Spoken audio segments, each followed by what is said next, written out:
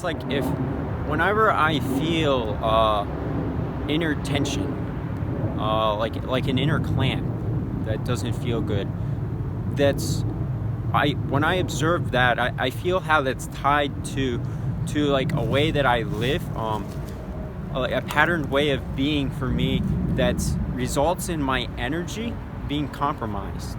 And I don't mean energy for so much like engaging in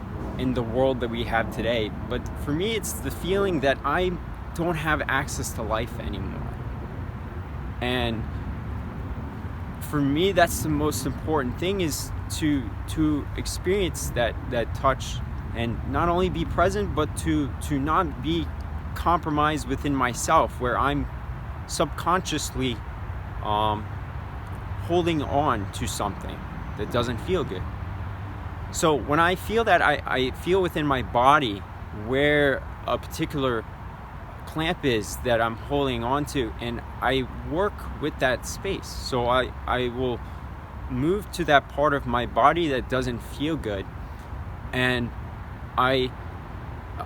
from that place I ask to connect to Earth, and to feel her touch and guidance at that moment. And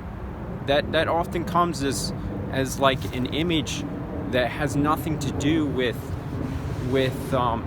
something that comes from my mind or my imagination, but an image that really supports the healing, and that releases energy to unclamp this part that's holding on in me. And when that happens, and I fully release, then I feel that stream of energy that moves through me, and that supports my inner system of life.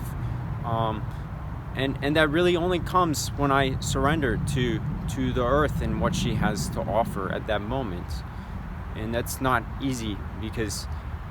a lot of these things that I've developed, this anxiety, comes from years of learning to react to particular things in my physical world in a way that really doesn't feel good. And so over years and years of conditioning and learning to respond to the same or similar situations in a similar way, I learned to close myself off. And then that's an emotional clamp that I created, that protects me then from this world that's so alive, that I so yearn to touch, but simultaneously can't reach, because it means surrendering of that which I've used to protect myself.